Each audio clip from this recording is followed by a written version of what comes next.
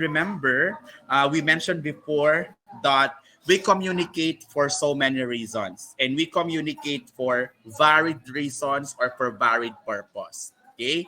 Now, who could tell me or who could recall what are the purposes? What are the reasons why we communicate? Idioma. Yes, sir. Ano po, pakulit po yung tanong, sir. Mm. Yes. Yes, Jerlene. We communicate to share information and to share our opinions and perspectives. Okay. So very good. So we communicate to share information, and we call that reason as information dissemination tool. And we also what else? Yes, Loke. It's We jokes, communicate especially to So express our feelings po. or simple process and even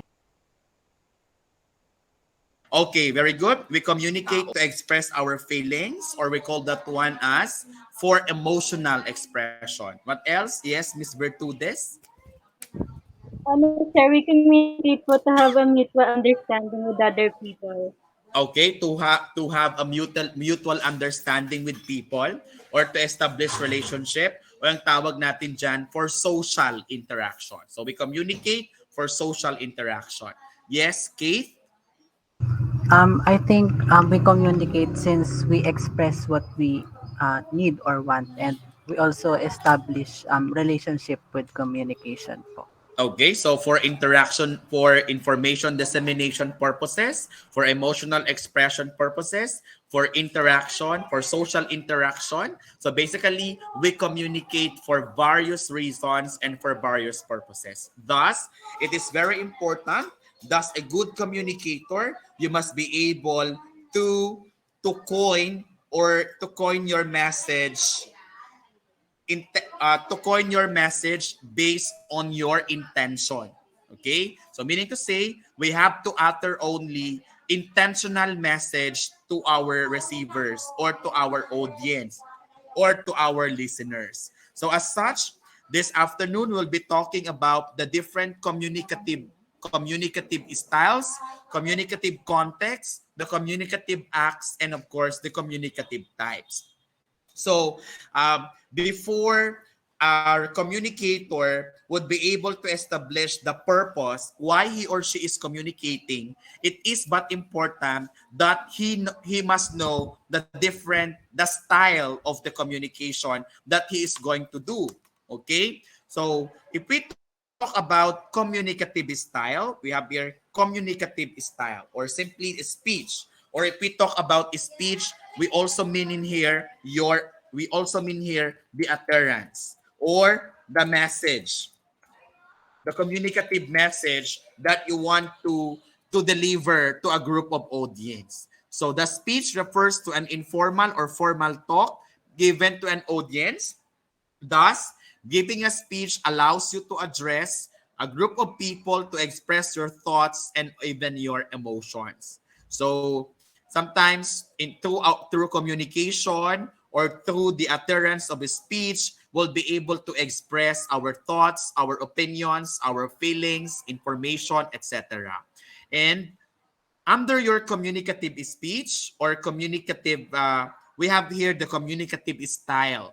So according to Martin Juice of 1976, it says that communicative style or simply the speech style refers to the form of language that the speaker utilize, which is characterized by the level of formality. So meaning to say, so kung i-recall natin yung pinag-usapan natin noon pa, that the use of language is fully dependent on two important factors. Ano ulit yung mga factors na yon? One is person is spoken to, yung kinakausap natin. At ang pangalawa is the context or the communicative context or the place or where the communication takes place. Okay, so if we talk about speech style, we are actually referring to how we use the language how we communicate to our listeners or to our audience depending on the type of language that we used in the process. Okay. So according to Martin Drews, there are actually five communicative styles, or there are actually five speech styles. One is the frozen style, or also known as the fixed style. We also have the formal style. We have the consultative style, casual, and the intimate style. Saglit lang.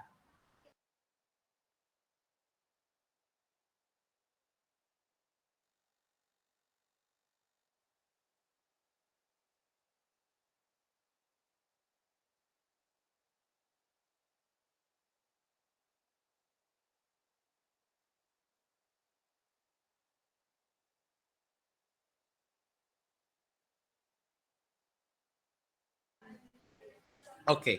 Pasensya na, I am not that feeling good today. Okay, but I still have to continue the discussion. So, according to Martin Drews, we actually have five styles. We have frozen, formal, consultative, casual, and the intimate style. Okay, so isa-isahin natin yan. Number one, we have what we call the frozen style, or the fixed style, or the fixed communicative style. Okay?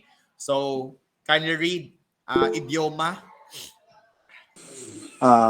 Frozen style, also known as fixed speech, it is the highest form of communicative style which is often used in respectful situations or formal ceremonies like Shakespearean plays, weddings, funerals, and more. It uses the complex grammatical sentence structure and vocabulary that are only known by experts in that field. Okay. So first communicative style is what we call the frozen or the fixed style. So this frozen or fixed speech na tinatawag natin, it's a communicative style in which there is a very complex grammatical structure, and those people who are involved in this kind of communicative style has expertise or has mastery in terms of the words and the vocabulary that are used in the field. For example, you are reciting the Lord's Prayer or the Lord's Creed, or you are reciting the Panatang Makabayan, Philippine National Anthem, or a pastor or a priest who is giving a preach, for example, or who is giving a sermon. Ang tawag po natin doon is a frozen or a fixed type of speech. So kapag napapansin niyo ang mga pare or ang mga pastors, so uh, linggo-linggo, pare-pareho yung kanilang atake, pare-pareho yung paano nila gamitin yung language, or pare-pareho yung style nila, paano nila i-deliver ang kanilang mga messages, ang mga messages o ang mga teachings nila o ang mga preachings nila. That is simply a frozen style of speech. So meaning it's a frozen, there is a definite structure on how you are going to say it or on how you are going to deliver it. That is a frozen style. Okay? So ibig sabihin, in a frozen style, there is a definite structure there is a definite structure, there is a definite vocabulary that is used in this type of communicative style. Okay? So, gaya ng sabi ko kanina, mga pastors, mga pare, alam na natin 'yan kung actually nasa size up na natin, or nasa size up na natin, or alam na natin kung ano yung mga susunod na mga pangyayari, or ano yung mga susunod na mga sasabihin in their sermons or in their preachings, because there is this structure or definite structure that they're actually using in delivering their messages or information. Okay. Next to that, frozen, we have what we call the formal type of speech. So formal speech, kindly read, Gerald. Kindly help me. This type uses formal words and expressions and is mostly seen in writing rather than speaking. It also disallows the use of ellipses, contractions, and qualifying modal. Adverbials. Okay. So another type of communicative style, we have the formal speech. So if we talk about formal speech, basically formal communicative style or formal communication usually or mostly happens in written communication. However, in terms of spoken discourse or in terms of oral communication on that, formal speech happens if you are called for a job interview, or you are going to present in a corporate meeting, or you are going to present, or you're going to attend a business meeting, you're going to attend research presentations or conferences in which there is the use of the formality of language, or there is the use of formal language on that matter. You call that one as formal speech or a formal communicative style. So meaning, if you are called for a job interview, for example, in which you are going to use the formal language, definitely that is an example of a formal communicative style. Okay? So next, to formal communicative, we also have this communicative style. So our consultative style.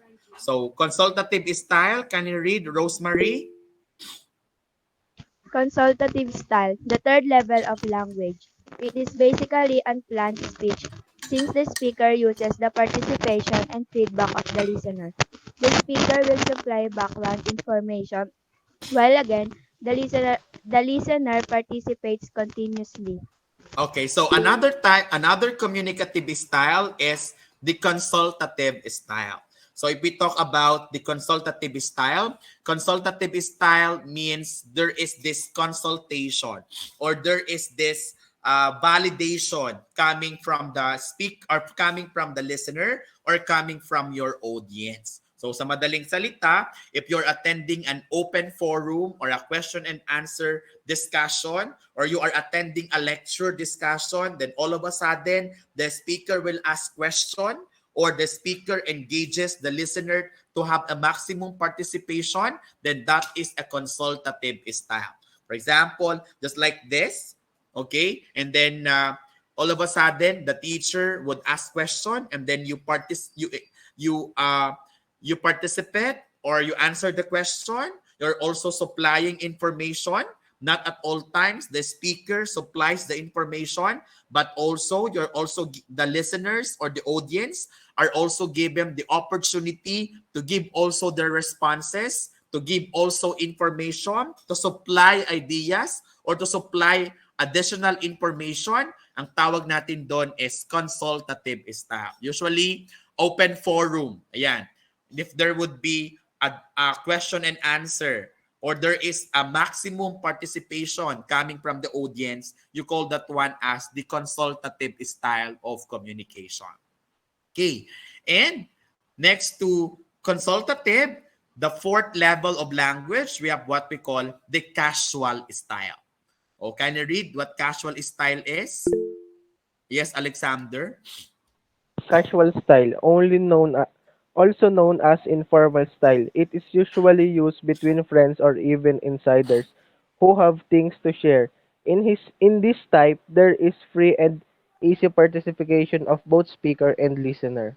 Okay, so another is communicative style. We have what we call the casual style. So if we talk about the casual style, this usually happens when you are communicating with your friend, or you are communicating to a person who is close to you, in which there is no formality of language, or usually you are using here the informal type of language. Okay, casual style.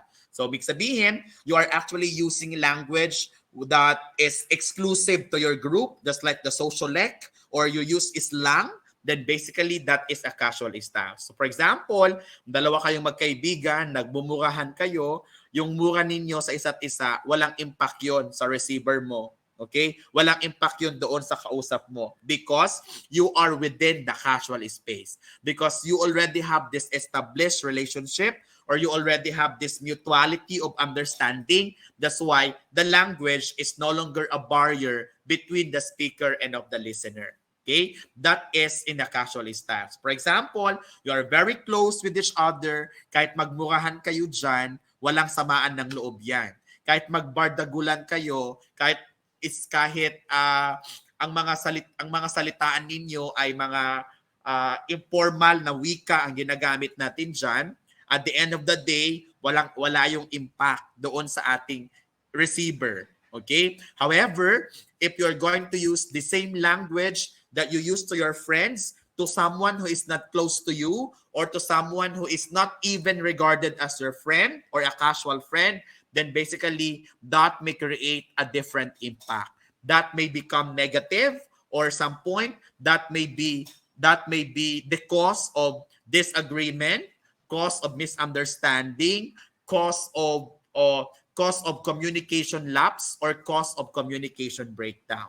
'Di ba? So actually, in reality, kapag kaibigan natin ang kinakausap natin, kahit anong language yan, etc., etc., kahit bardagol na language yan, wala yung impact sa atin. Kahit murahin pa tayo, kaibigan natin, walang impact yan sa atin. Pero kapag yung tao na hindi naman ka-close sa atin, hindi naman natin close, ang siyang magmura sa atin, umiinit yung ulo natin. Because in the first place, there is no casual relationship that is going on between the speaker and of the sender.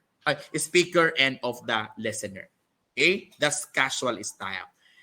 And lastly, to your communicative style, we have what we call the intimate style. Now, ito namang intimate style, this happens within the intimate space. Pag sinasabi nating intimate space, is the same as the casual style, such that this happens to two persons who are very close with one another. Ang casual, close lang with one another, like friends. But for intimate style, of course, there is this intimacy as regards to relationship, or there is super mutuality in terms of the persons involved in the process. They are very, very, very close with one another. Sometimes this happens when you are communicating with your girlfriend, communicating with your boyfriend, or communicating to your siblings, to your parents who are very dear or who are very close to you. That is the intimate style. And remember that intimate style is more on non-verbal rather than of verbal.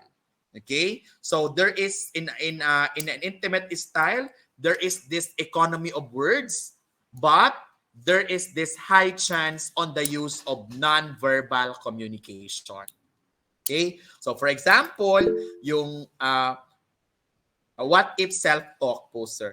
Pupunta tayo dyan mamaya. Ang tawag natin dyan is we call that one as communicative context. Papunta tayo dyan. That would be our next discussion later after this. Okay? So we have this intimate style. So intimate style, meaning you are communicating with someone who is very close, very dear to you, okay, in which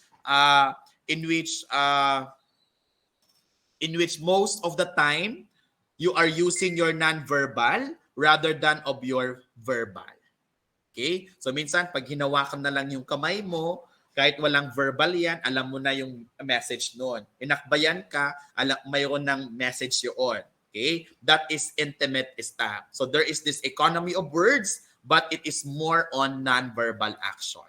Okay? So to sum it up, we have the five communicative styles. We have the frozen or fixed style, which happens when you are reciting the Lord's Prayer or when you are reciting your Angelus. Ayan, frozen or fixed yon. Formal, if you are in a courtroom or you are attending a court hearing, you're attending research presentations, corporate meetings, interviews, that is formal style. And next, we also have the consultative, meaning you are attending group discussions, teacher-student communication, wherein there is a maximum engagement or participation coming from the audience, that is consultative. And we also have casual, if you are communicating with your friends who are very close to you and you are actually using informal words because of the familiarity that is already present between communicators. That's casual. And lastly, we have the intimate style. If you are communicating with your friends who are very close to you, your best friend, your boyfriend, girlfriend, siblings, and other members of your family, in which you are using language codes or your endearments, your expressions with shared meaning, your non-verbal, and others. Okay, that is intimate style. So meaning an intimate style, there is this economy of words and more on non-verbal expressions.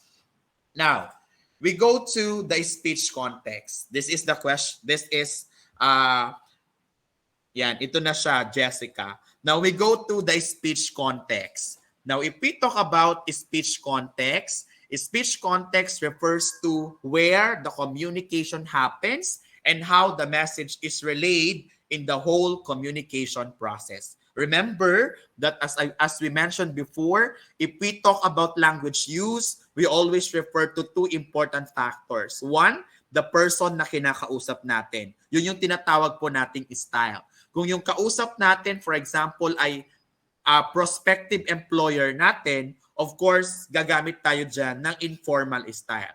Kapag ang kausap natin ay friend natin na super close sa atin, go first, ginagamit natin dyan ay casual style. Kapag ang kausap natin ay boyfriend or girlfriend natin, then we use the intimate style. That is one consideration on how to use the language. Another consideration in using the language is that the context or where that communication happens. That is speech context. Now, under your speech context, there are actually 4 contexts of communication.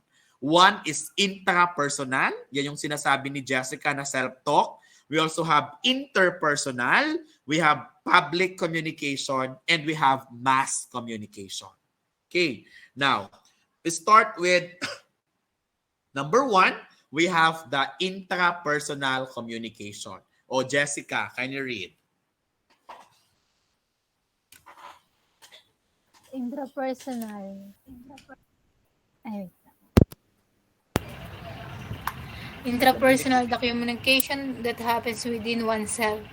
This appears that the source and the receiver of the message is the speaker himself. Oftentimes, this is done when a person does self-reflection and analyzing his own feelings and thoughts. This is also one way in assessing yourself. Okay, so the first communicative context is what we call the intrapersonal communication.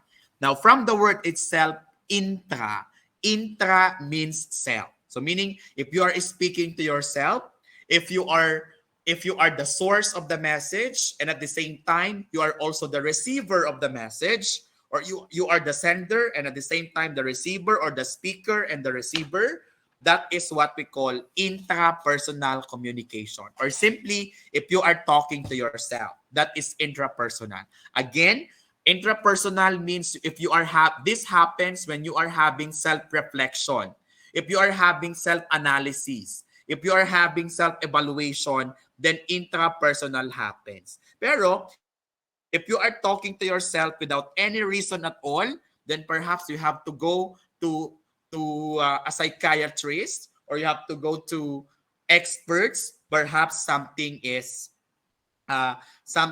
happening, right? Or something something is perhaps something is different already. Okay, so that's intrapersonal. So again, intrapersonal communication is simply talking to yourself, but it is limited to self-analysis, self-evaluation, or critical analysis, or self-reflection, or assessing your feelings, assessing your emotions, or assessing assessing yourself. Okay? That's intrapersonal. Pero kapag kinakausap mo yung sarili mo na wala ka namang i-reflect, wala ka namang ine-evaluate, or wala ka namang ina-analyze, or you are not having critical analysis, that's not basically considered intrapersonal. That may be regarded as something wrong already. Okay? Kinakausap mo yung sarili mo na wala namang reason, yan. That is beyond intrapersonal communication. But if you are talking to yourself, like for example, you saw You saw a signage like nakalagay no parking. Tapos kausapin mo yung sarili mo, magka-park ba ako or hindi na lang? Or may nakita ka na product sa Shopee, gusto mong bilhin, pero parang dinidikta ng isip mo, bilhin mo or wag bilhin, then you would do reflection like bibilhin ko ba or hindi ko na lang bibilhin. That is already considered as intrapersonal communication. But if you are communicating to yourself, you are talking to yourself without any reason at all, then you have to go check, go and go to a psychiatrist and let yourself be checked. Okay? Next, we have what we call interpersonal communication. Now, interpersonal, from the word itself, inter, which means that this is a communication that happens between or among people. Now, for example, you are driving your car, and then all of a sudden you saw a sign. You saw the signage. You saw the signage. No parking. You saw the sign. No parking sign. Okay. So, do we consider that interpersonal communication? Or for example, you are driving along EDSA and you saw there a signage like no overtaking. Do you consider that interpersonal communication? Do you consider that interpersonal or intrapersonal communication? Idioma.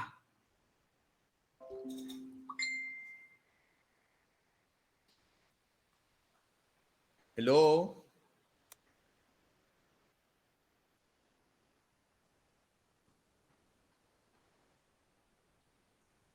Question is, you are driving your car along EDSA, for example, and then you saw no overtaking sign. Do you consider that intra or interpersonal communication?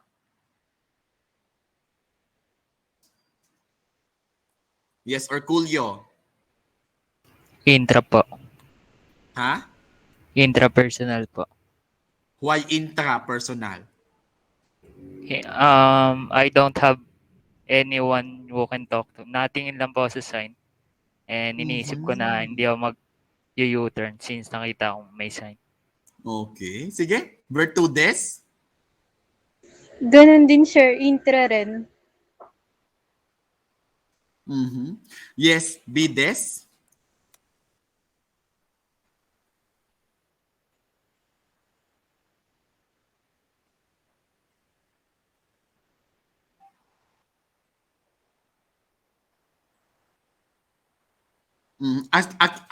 The situation is you just saw it. Okay? You saw the signage, the no overtaking sign. You saw it hang on EDSA.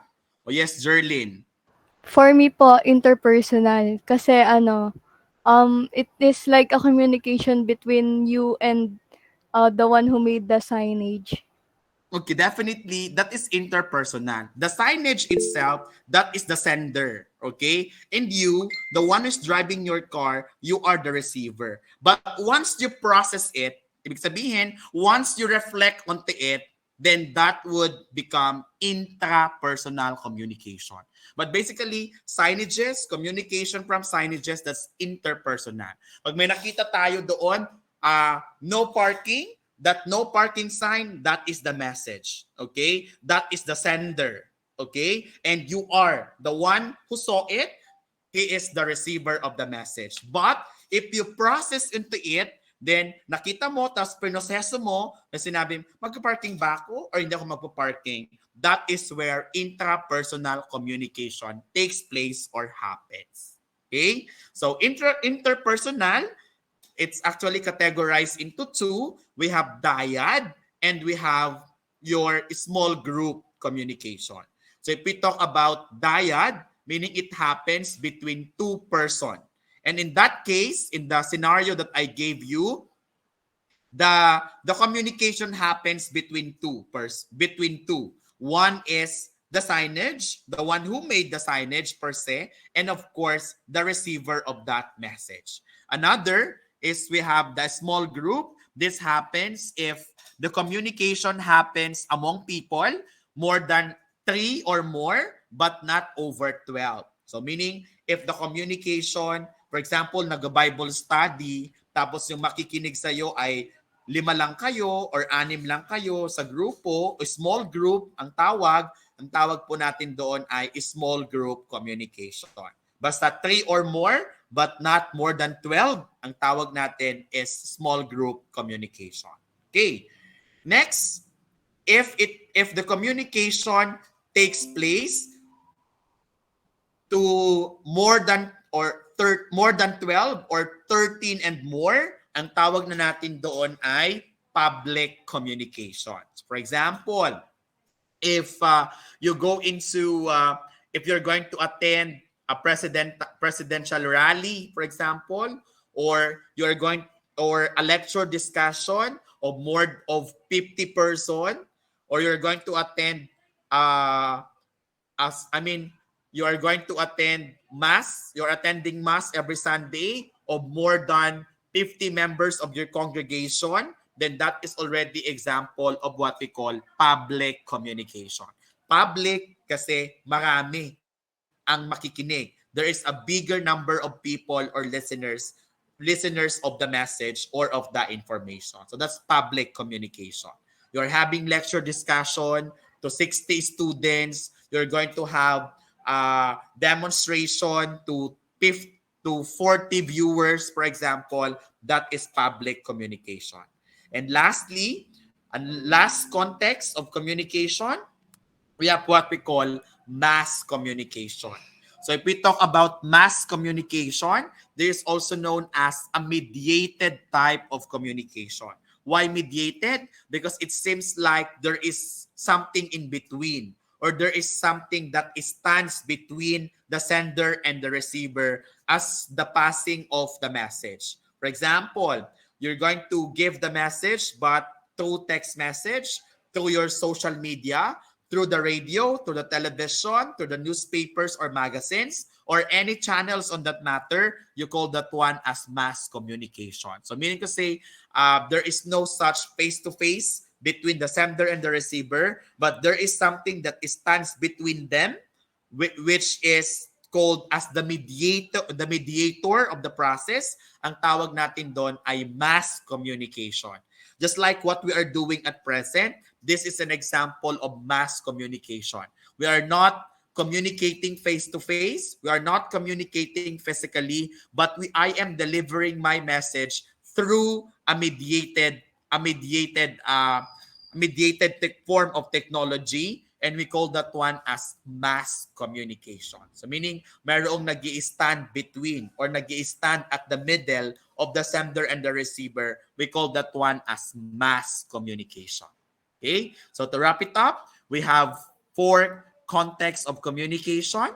We have intra, that is self-talk. We have inter, talking to between or among people. We have public communication, communication with a bigger number of people or listeners, and we have mass, which is a mediated type of communication, which in which there is something in between that mediates the sender and of the receiver. Okay, next. So next meeting, we'll be discussing about speech acts. So aside from the fact that we have to note on the speech styles and the speech context, another important point that a good communicator must take into consideration is the speech act.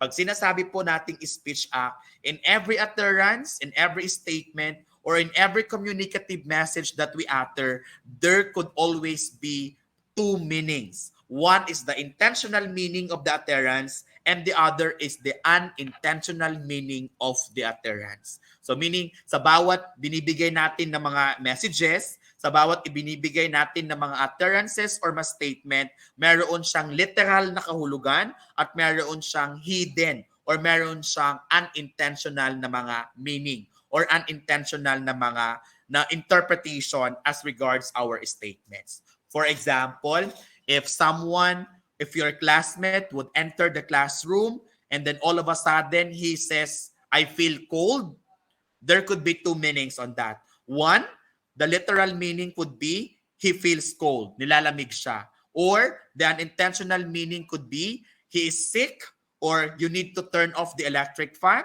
or you need to turn off the you need to switch off the air condition, or he needs medicine.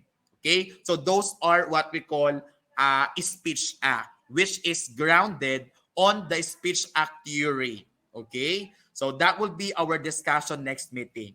So actually in our course syllabus, we only have two remaining topics. One is communication for academic purposes, and the other one is communication for employment. So dalawa na lang yung natitira nating topics in our course syllabus. So I am discussing now communication for various purposes. So I will try to finish this until next week, because basically that would be our last day of discussion for the year, and we will return to our virtual discussion next year na, 2023, after the Christmas break. So I'll try to finish communication for various purposes until next week. And then on January, we will be discussing about communication for academic purposes. And then last would be communication for employment purposes. Okay? So, question? Wala na akong boses. Oh. Any question, guys? Kung wala na, sabihin ng wala. Question po? Wala naman. Not so far. Okay? So with that, let's call it a day. I'm allows po. Ayan. Oh, allows po daw. Very Islam. Okay? So let's call it a day and see you next week. So that would be our last meeting for the year. So let's call it a day and goodbye and see you again next week. Paalam po. Thank you, Thank you, sir. Thank you, sir. sir. Thank you po. Thank you, sir. Love